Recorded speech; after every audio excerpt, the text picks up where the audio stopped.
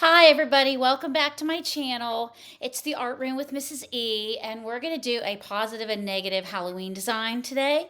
But first we're going to start with Henri Matisse is our artist of the week. He was born in northern France in 1869. He trained as a lawyer and he was an attorney for a while, and art was strictly like a hobby for him. But over time, art became more of the thing he wanted to do all the time. So he decided to quit practicing law, quit being a lawyer, and go into being an artist full time. He associated with himself a group of people, they called themselves les fauves, in French meaning the wild ones, because they would use bright color and bold shape and line in their paintings. He was not the only one in that group, but they were using very, very bright colors and almost like the beginning of abstraction with their shapes and designs that they created in their painting. Because up until then, up until like the 1890s, you had the Impressionist and Post-Impressionist period in France. So things were looking a little more realistic in terms of color and subject matter. But his were kind of leaning toward the abstract. This right here is the woman in the purple robe. And yes, she has a purple sweater on, but that's not the most important part of the painting. The important part of the painting is all the patterns and bright colors around her. So the first thing you notice is the woman in the long purple like sweater, like a floor-length sweater. But then you notice all the patterns that surround it. Not only a pattern on her skirt and blouse, but the drapes, the pillow, the carpet, the tablecloth, the tile floor, and the wallpaper in the back, and this pillow right here, and the pattern on the vase of flowers. So it's like pattern on top of pattern on top of pattern. It's just inundated with patterns. So he wanted you to notice that. So really, the woman in the purple robe is just a small part of what's going on in the painting. There's a lot going on in terms of color and structure and repeated pattern. Now, in 1941, Matisse was already becoming very well known as an artist. He had a very, very strong career. He went into the hospital for surgery, and when he came out, unfortunately, he was paralyzed from the waist down, which meant he could no longer stand and paint large canvases, but he could sit and cut paper. So he decided to become a cut paper artist instead.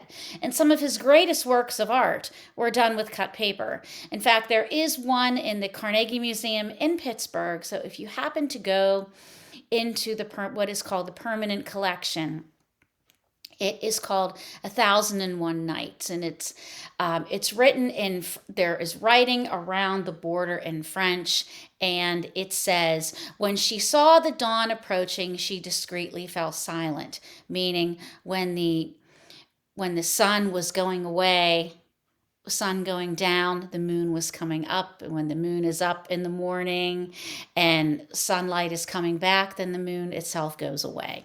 So that's what that refers to.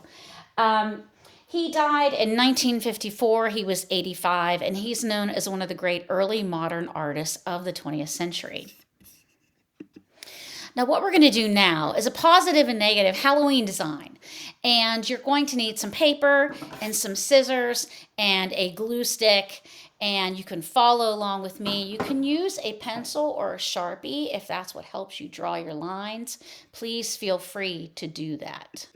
Okay, the first thing you're going to need is a full sheet of paper, like 9 by 12, and a half sheet of paper, vertical, because we're going to put the paper on the left. But when we cut and flip our shapes, we're going to flip them to the right.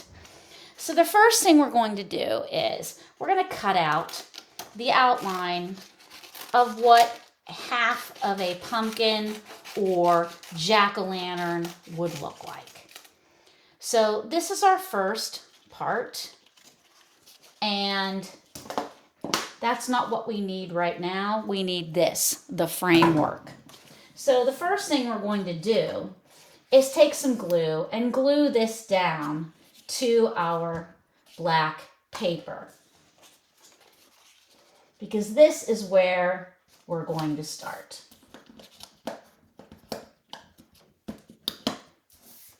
Okay, so this is where we're going to start. Let me get a little more glue underneath there. Okay. Now, the next thing we're going to do is we're going to take this half a jack-o'-lantern. And instead of gluing this down, we're going to recreate the same shape that's in here. So it gets like almost like a vibration type of design in the artwork. So we're going to take our scissors, we're going to cut out another pumpkin / jack-o'-lantern shape. And we're going to be gluing this down to our black paper. Line it up edge to edge, as you can see, just like that. So now you can see it's getting smaller, which is what you want. So now we're going to have some fun with the features, the facial features of our pumpkin. I know pumpkins don't have faces like we do as humans, but nonetheless, we can have fun with this. So the first thing we're going to do is we're going to cut a piece out for the nose. Okay, and when we go to line it up, it would be about right there. But we're just going to put those pieces aside first because we want to make sure we have enough space to put the rest of our shapes.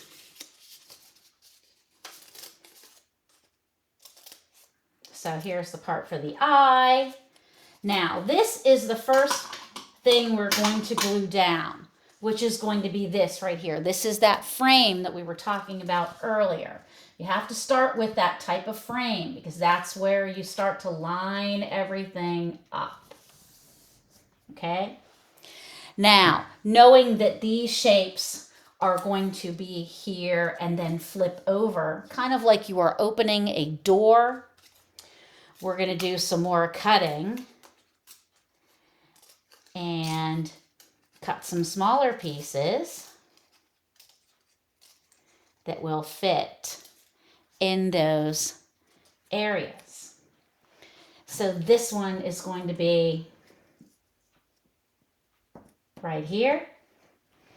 And then this other piece that gives us the, you know, the look of that pumpkin teeth.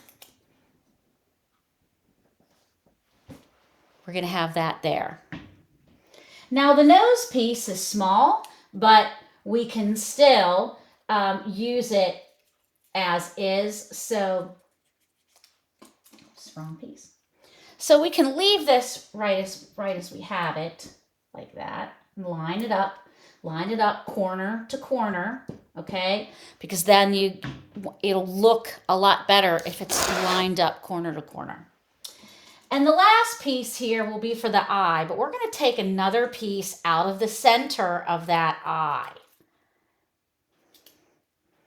So don't lose your pieces because you're going to need these, okay? So keep track of your little pieces because, my goodness, you're going to need them, okay? So here is the eye, that shape of the eye, and then that center part of the eye that we're going to flip back on this side. So that gives you a Halloween positive and negative space pumpkin jack-o'-lantern. What is positive and negative space? Simply, it is described as this. Positive space in any type of artwork is something that you notice first. It doesn't have anything to do with color. It doesn't have anything to do with good or bad or misbehavior or not misbehaving. It has nothing to do with that. It's just strictly something that your eye catches first. That's all. And once you see that, then the area around it we can call negative space because it's something that you notice later. It's not something that jumps right out at you. So that's the difference between positive and negative space. So this is very much a positive and negative pumpkin for jack-o'-lantern for Halloween season, which is coming up in just 2 weeks. So anyway, it is good to see all of you, my friends from Bethel Park, and hopefully outside of Bethel Park. And have a wonderful rest of your evening. And we'll be back for another positive and negative Halloween design after this. Have a good evening. Bye.